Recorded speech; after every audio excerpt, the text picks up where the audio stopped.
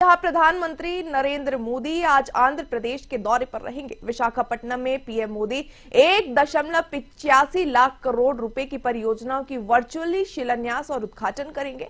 वे पुडीमकड़ा में बन रहे ग्रीन हाइड्रोजन हब प्रोजेक्ट की भी नींव रखेंगे। आपको बता दें, विकास परियोजनाओं के तहत 300 एकड़ में 25 इंडस्ट्रियल मैन्युफैक्चरिंग यूनिट का निर्माण किया जाएगा।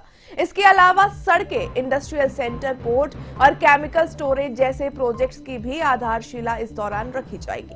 ग्रीन हाइड्रोजन हब प्रोजेक्ट के गंगावरम पोर्ट के पास लगभग 1200 एकड़ जमीन पर बनाया जाएगा। आपको बता दें, इसकी लागत लगभग 1.25 करोड़ रुपए है, जिसका 20 गीगावाट रिन्यूएबल एनर्जी विकसित करने का है। वहीं ये रोज 1500 टन ग्रीन हाइड्रोजन का उत्पादन होगा। वहीं ग्रीन अमोनिया, ग्रीन मेथनॉल और यूरिया समेत ग्रीन केमिकल्स का उत्पादन भी किया जाएगा।